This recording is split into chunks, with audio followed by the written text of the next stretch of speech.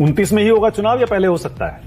क्योंकि बहुत सारे लोग ये कहते हैं, बिहार से जोड़कर देखते हैं, कहते हैं बिहार का जो रिजल्ट होगा उसके बाद तय होगा कि नीतीश जी बीजेपी के साथ रहेंगे केंद्र में या नहीं रहेंगे। अब देखिए, मोदी जी 2 बैसाखी पे चल रहे हैं। हाँ। एक बैसाखी इंपोर्ट करके लाए हैं आंध्र प्रदेश से, दूसरा बैसाखी इंपोर्ट करके लाए हैं बिहार से।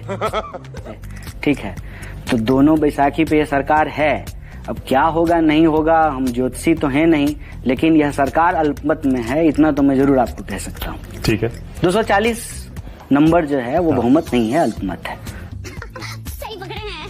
बीजेपी कह रही है आप बांग्लादेशी मुसलमानों को बचाना चाहते हैं जिन्होंने यहाँ आधार, वोटर आईडी सब बनवा लिया। नहीं, और वो आपको वोट देते हैं। हम तो कहते हैं कि अगर बांग्लादेशी मुसलमान आकर के वोट दिए हैं तो सबसे पहले तो बीजेपी के सारे सांसदों को इस्तीफा देना चाहिए, सारे एमएलए को इस्तीफा देना चाहिए, सरकार को इस्तीफा देना चाहिए, क्योंकि बांग्लादेशियों का वोट लेकर के ये सरकार बना ली। बांग्लादेशी मुसलमान बीजेपी को कहाँ वोट देता? 2003 में बीजेपी को क्यों वोट देगा मुसलमान? तो फिर लोग तो कहते हैं मुसलमान तो फिर बीजेपी रोक क्यों नहीं रही है इसको?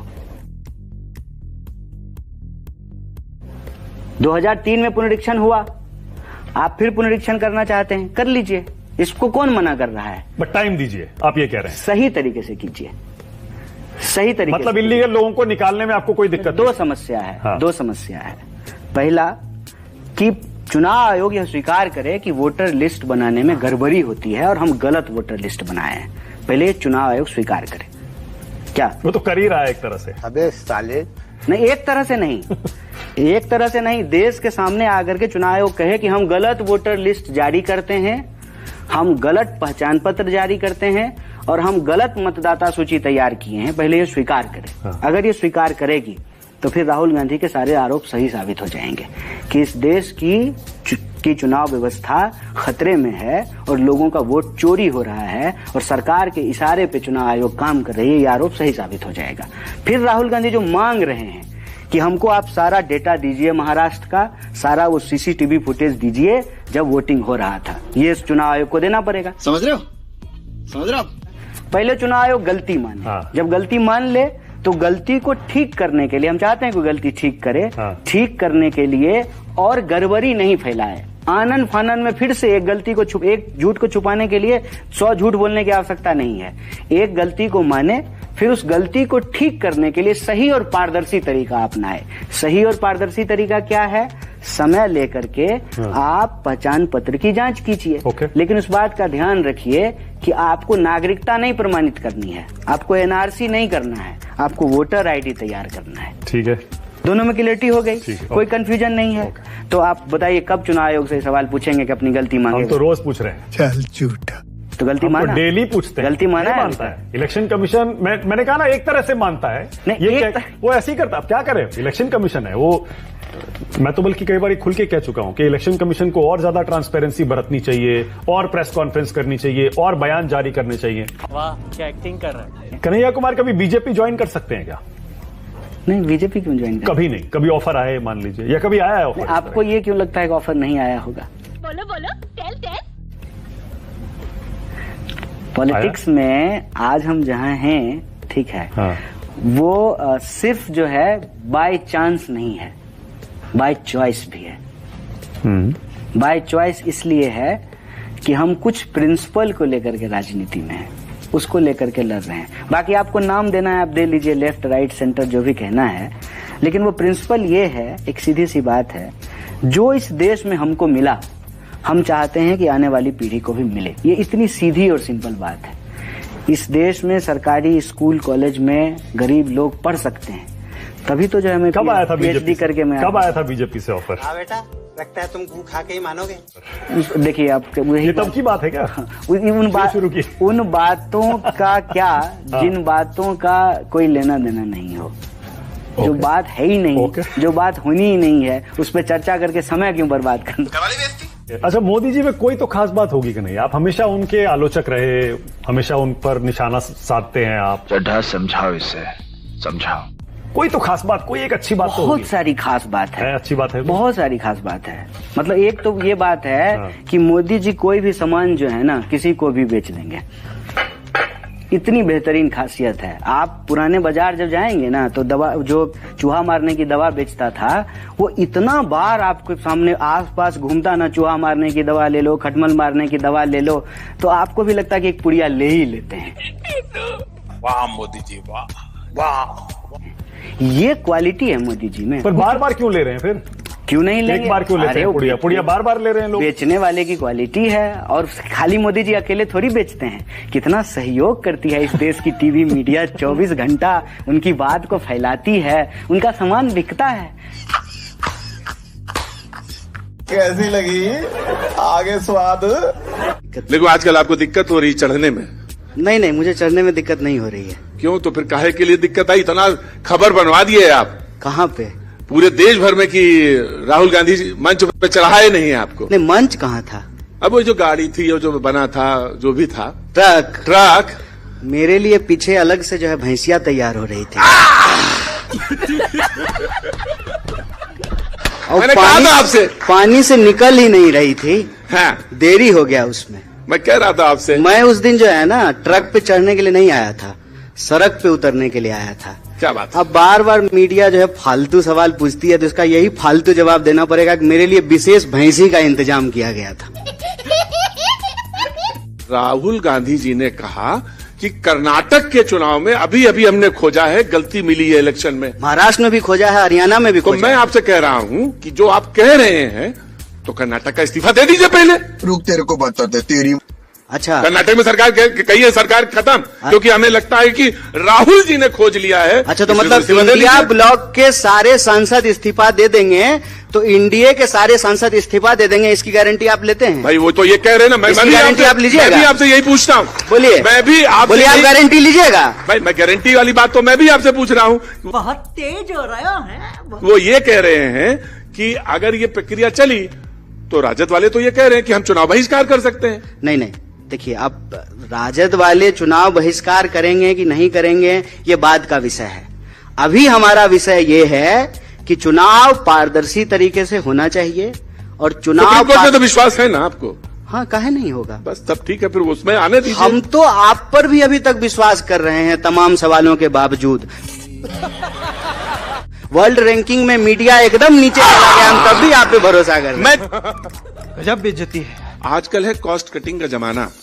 तो मैं आपको बताऊं, चाहे पत्रकार हो और चाहे नेता हो और चाहे दरी बिछाने वाला हो, वो कहता है ना कि मैं दरी बिछाऊंगा जिंदगी भर। मेरा बेटा भी मुख्यमंत्री बन सकता है। हम चाहते हैं कि बिहार में कॉस्ट कटिंग हो, और कॉस्ट कटिंग तब होगा जब ये बेकार, बीमार, डबल इंजन की सरकार को बदला जाएगा। बहुत डीजल खा रहा है सर, 100 रुपए लीटर डीजल है, इस इंजन को बदलना जरूरी है।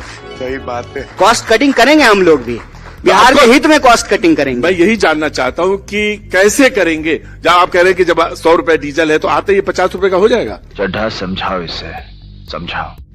काहे नहीं होगा? 50 रुपए का हो जाएगा? काहे नहीं होगा? तो कर्नाटक में कर दीजिए ना। नहीं, 50 रुपए, 50 कर्नाटक में करिए। 50 रुपए डीजल जो है, हाँ। करने का काम तो केंद्र सरकार का है।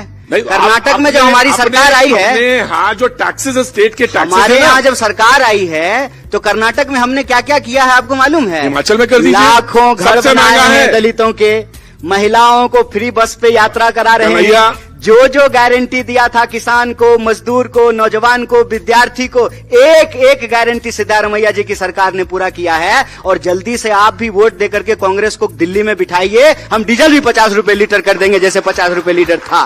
क्या बात है सर, क्या बात है सर। देखिए क्या होता है, नेता को बोलना पड़ता। 50 रुपए जो था, बोलिए भाई आप लोग, 50 रुपए लीटर कर देंगे। आप सवाल ये है, कराए नहीं, अकेले कर लिए, कितना जोर से बोलेंगे? कह रहा हूं, भूखे भजन ना हो एको पाला। मैं इनसे कह रहा हूं कि करने की जरूरत ही नहीं। अब वही जैसे कह दिया संविधान खतरे में है, संविधान खतरे में है। अब आपने एक परसेप्शन बनाया, मैं पूरा सवाल सुनिएगा। मैं आपसे कह रहा हूं कि पेट्रोल पे, डीजल पे आप बोल तो गए 50 रुपया, आपके स्टेट में टैक्सेस होते हैं, कम कर दीजिए। तेरा तो गेम बचाना पड़ेगा। अच्छा, एक बात कम कर देते हैं। बात बताइए, नहीं, पहले सवाल का जवाब दीजिए। जवाब ना, पहले सवाल का जवाब दे रहे हैं भाई। आप कंफ्यूजन और परसेप्शन पैदा करते हैं। आप ऐसे हाथ हिलाइएगा तो हम जवाब नहीं भूल जाएंगे। देखिए, हम अपने सवाल पे टिके रहेंगे। नहीं, मेरा ये हम इधर उधर नहीं जाएंगे। नहीं, आप बोलिए। हम ये कह रहे हैं कि जब कांग्रेस की सरकार थी तो 50 रुपए का डीजल था ना? कहीं नहीं था। झूठ बोल रहा है, झूठ बोल रहा है, बकवास कर रहा है। क्या? अरे 2014 में डीजल का रेट क्या था भैया? झूठा बोलते हैं। क्या लीटर? क्या कहाँ 50 रुपये में था? 50? अच्छा 2014। अरे गूगल कीजिए, तो मोबाइल है आपके पास? नहीं, मोबाइल गूगल कीजिए, गूगल कीजिए, अब तुरंत गूगल कीजिए। 2014 में कितना था डीजल? आप जोर से बोलिए, देखिए जनता का आवाज निकलेगा। एलपीजी कितने का था? सुने सुना मैंने सुना। तो भारी मिस्टेक हो गया सर, एकदम ब्लंडर हो गया। अभी देश के प्रधानमंत्री कहाँ हैं? अब मैं आपसे ब्रिटेन गए हैं जरूरत पे, लंदन गए हैं। हाँ। बताइए, जब अपने ही देश के प्रधानमंत्री अपने ही देश में आते हैं तो नेटवर्क 18 पे ब्रेकिंग न्यूज चलता है, प्रधानमंत्री देश पधारे। अरे भाई, आप भी प्रधानमंत्री देश पधारे, कितना सुंदर है भाई। आप ऐसे आप भी कार्य करिए, आप भी ऐसे कर्म करिए, इस देश में आइए, हम भी आपका भी चलेगा। अच्छा, आप क्या नहीं चला रहे? आप ये कह रहे हैं कि हम भी प्रधानमंत्री की तरह वास्को डिगामा हो जाएं, हमेशा फ्लाइट मोड पे रहें, घूमते रहें, आप भागते रहें। जब भी पार्लियामेंट चले, सेशन में जब भी सवाल पूछा जाए तो भाग जाएं। इसीलिए हमने कहा कि प्रधानमंत्री जी जो है एक नया शब्द चलन में लेकर के आए हैं और ये इनकी पुरानी आदत है। अगर भगोरागिरी समझते हैं, भगोरागिरी अगर खेल होता तो साहेब वर्ल्ड चैंपियन होते, मैं ये कहना चाहता हूँ। अच्छा, आपके राहुल जी तो कहीं जाते नहीं हैं? जाते हैं। कहाँ जाते हैं, नाम बताइए। तो राहुल जी प्रधानमंत्री हैं। राहुल जी को प्रधानमंत्री बना दीजिए। तुम पार्लियामेंट में खड़ा होकर के देश के सवालों का जवाब दें। ये होता है दोहरा बात। क्या बोला तूने? किसका? कि मुझे भी बोलने का हक है। अपने दिल से पूछिए, हाल जातो रही भावना जैसी मुहूर्त देखी तीन। मैं आपसे कुछ नहीं कह रहा। आप बैठ जाइए। मैं बैठ जाऊंगा। आप बैठ जाइए। मैं बहुत स्वतंत्र। आप ऐसे मत कीजिए। मैं बहुत स्वतंत्र। मैं बैठ जाऊँ। मैं आपसे कह रहा हूँ, आपको कुछ नहीं करना। अरे आपके पास सरकार की ताकत है, आप बैठिए। आप बैठिए। ये 4 मिनट बैठिए। 4 सेकंड बचा। मैं आपसे एक सवाल पूछता हूँ। मैं ये प्रोग्राम अभी तुरंत खत्म हो जाएगा, आप मुझे बता दीजिए क्या कि राहुल जी कौन कौन देश में जाते हैं। सवाल खत्म, सेशन खत्म। खाओ माँ कसम। चलो भाई, देखो अब मैं क्या कर। राहुल जी देश के नेता प्रतिपक्ष हैं, वो तो पासपोर्ट लेके ही जाते होंगे। तो प्रधानमंत्री मोदी जी ऐसे ही चले जाते हैं। सुनने दीजिए ना। अरे अच्छा, तो देश में अभी सेशन चल रहा है, सेशन में प्रधानमंत्री को विपक्ष के सवालों का जवाब देना चाहिए। तो प्रधानमंत्री जो है देश का सेशन छोड़ करके लंदन का ब्रिज देखने। और इस प्रकार की बचकाना बातें किसी के गले नहीं उतरती, लोग मजाक उड़ाते हैं। और मैं बता दूं, नियम ये कहता है कि कंसर्न मिनिस्टर जवाब देगा। पार्लियामेंट्री अफेयर्स जो जानते हैं वो जानते हैं। अच्छा, मिनिस्टर जवाब देगा। अच्छा पहले सुनिए ना। हाँ तो सुने तो नहीं। और कुछ अरे आप खड़ा मत होइए, आप गोदी में बैठे हुए हैं, आप खड़ा मत होइए। खड़ा होने दिक्कत, आप गोदी में बैठे हुए हैं, खड़ा होने का दिक्कत है। आप बोलिए, आपके पास सरकार की ताकत है, सकते ऐसे मत कीजिए। आपके पास सरकार की ताकत है, बैठिए। आप बहुत ताकतवर हैं, बैठिए, गोदी में बैठे रहिए। मैं ये कह रहा हूँ कि प्रधानमंत्री कहते हैं कि प्रधानमंत्री का जवाब देने का काम नहीं है, कंसर्न मिनिस्टर जवाब देगा। तो प्रधानमंत्री का काम सिर्फ और सिर्फ संडे को मन की बात करना और सेल्फी खिंचाना है और वास्को डिगामा की तरह दुनिया घूमना है। इस सज्जन को क्या तकलीफ है भाई? देश में अच्छे को होते किसकी सरकार? बोलिए, किसकी सरकार? बोलिए ना जी, किसकी सरकार? जब सारी चीजें आप ही जानते हैं, आप ही सवाल, आप ही जवाब, तो आप ही जानते हैं। आप दिन भर बोलते हैं ना मोदी सरकार। तो जब मोदी सरकार कहते हैं, केंद्र सरकार नहीं कहते हैं, जब सारा डिपार्टमेंट मोदी जी के चेहरे पे ही चल रहा है, जब सरकार का नाम मोदी सरकार है, तो जवाब कौन देंगे? मोदी जी देंगे ना, कि अमित शाह जवाब देंगे? मुझे कैसे भी करके निकाल मेरे भाई, मैं फंस गया हूँ यहाँ। मजेदार बात यह है कि जब ये विपक्ष ये सवाल पूछ रहा है तो भाजपा प्रवक्ता की जरूरत नहीं है, एंकर ही उसको डिफेंड किए जाए। कई बार जो है भाजपा के नेता जो है मोदी जी को विष्णु जी का अवतार भी बताते हैं। हर हर महादेव यह देश लगाता है, वो हर हर मोदी कहते हैं। तो इस देश के हिंदू धर्म का अपमान करना, इस देश की संस्कृति का अपमान करना, इस देश के लोकतंत्र की जो है हत्या करना, लोगों के ऊपर तानाशाही थोपना और जितने भी मुंगेरी लाल के हसीन सपने दिखाए गए थे, अच्छा दिन, 15 लाख आपके खाते में आएगा, हर साल 2 करोड़ नौकरी मिलेगी, महंगाई कम होगी। आप ही बता दीजिए। 450 का। मुझे बताइए कि भाई सनातन विरोधी तो आपको कहा जा रहा है, और यहाँ जहाँ चुनाव लड़ने के लिए आई है, यहाँ पर आपके साथ जो घटना घटी है उस घटना को आप कैसे देखते हैं? समझाओ इसे, समझाओ। ये कायरतापूर्ण बात है। आपने सबसे पहले उत्तर पूर्वी दिल्ली की जनता के व्हाट्सएप पे नकली वीडियो घुमाया। आप 10 साल से सरकार चला रहे हैं। ये बीजेपी की साजिश थी। बिल्कुल साजिश है। अगर हमने गलती की और आपने भी अपने ओपनिंग रिमार्क में यही बात बोला, हाँ। टुकड़े टुकड़े, तो मीडिया भी जो बिकी हुई है वो ये नैरेटिव चला रही है।